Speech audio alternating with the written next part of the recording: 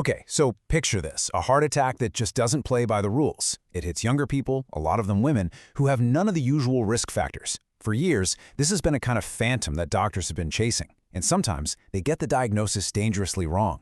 So today, we're going to dive into this medical mystery and look at how a brand new way of seeing inside the heart is changing, well, everything.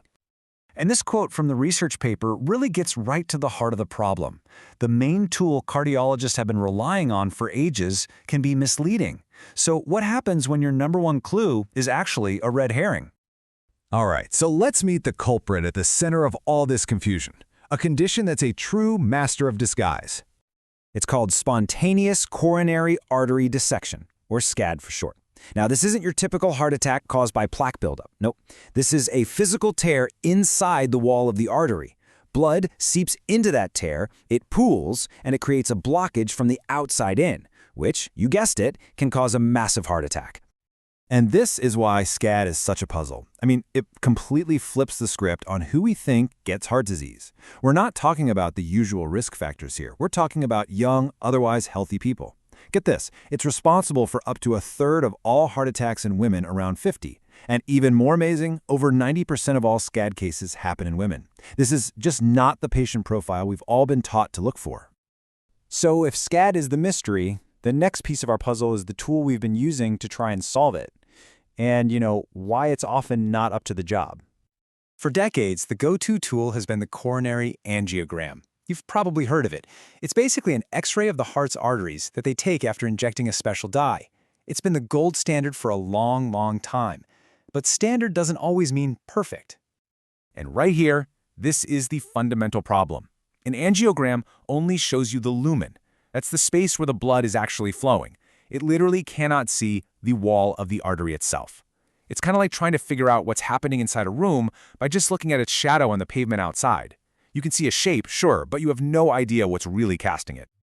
And this brings us to the critical point. From that blurry, shadow-like view an angiogram gives you, a tear in the artery wall, our culprit, SCAD, can look identical to a totally different problem, like an old blood clot that started to have new channels formed through it. So you've got two completely different diseases that look like twins on the screen. And the thing is, treating one like the other can have absolutely catastrophic consequences. But this is where a new hero enters the story, a technology that can finally flip on the lights and see what's happening beyond those shadows. It's called Optical Coherence Tomography, or OCT. Now, instead of X-rays, it uses light. I want you to think of it like a tiny, microscopic, high-definition camera on the tip of a wire that actually goes inside the artery.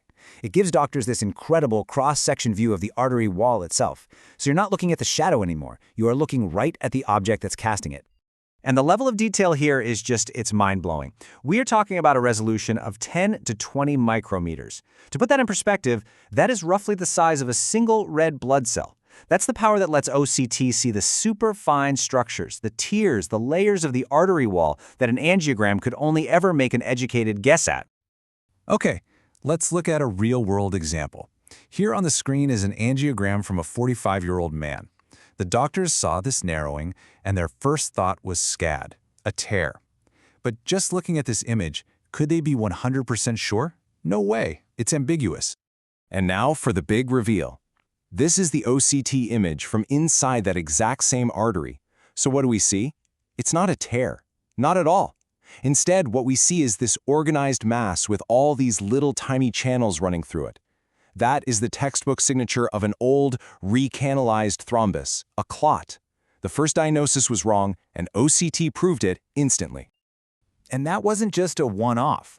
The research paper this is all based on is just packed with examples where this technology came in and gave the final definitive answer. So let's run through a few more of these little medical mysteries that OCT managed to crack. Right, here's that case we just looked at.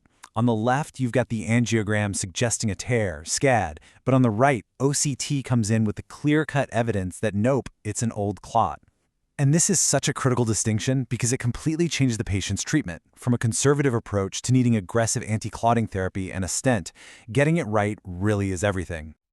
Here's another one, a 50-year-old woman, the classic demographic for SCAD. And that angiogram on the left is highly suggestive of a tear. But then you look at the OCT image on the right, and it tells a completely different story. There's no tear, there's no false lumen. Instead, it's a hard, fibrocalcific plaque, a much more common type of blockage. Another case of mistaken identity, solved by OCT. And it's important to know it works the other way too. In this emergency case, the angiogram was just a mess. It could have been a clot, it could have been SCAD, there was just way too much uncertainty. So they used OCT, and as you can see, it clearly identified that false channel created by blood in the artery wall. It was a definitive confirmation of a true SCAD tear, and it gave the doctors the confidence they needed to treat it the right way. So why does this matter so much? I mean, why are we drilling down on this? Because getting the diagnosis right is absolutely everything. A tear and a clot are treated in fundamentally completely different ways.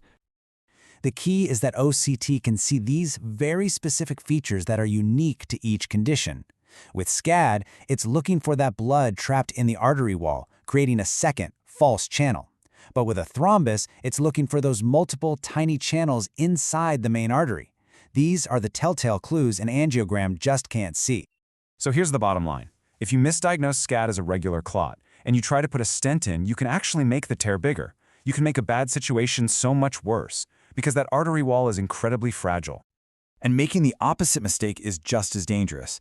If you think a clot is SCAD, and you go with a more conservative medical approach, you're leaving that patient at a huge risk for future clotting events because they're not getting the right treatment. The stakes really could not be higher.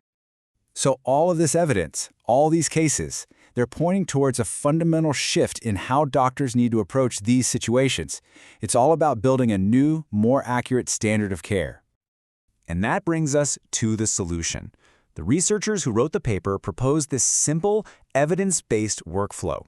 If that first angiogram is unclear, if there's even a hint that it could be SCAD, you don't guess. You use OCT to get the definitive diagnosis. It creates a clear path forward, it gets rid of the guesswork, and it allows for a treatment that is tailored to what's actually going on. You know, this whole story is really about moving from seeing shadows to seeing with absolute certainty. And it makes you wonder, doesn't it? If a tool this precise can completely flip what we thought we knew about a complex heart condition, what other long-held certainties in medicine are just one high-definition look away from being completely rewritten?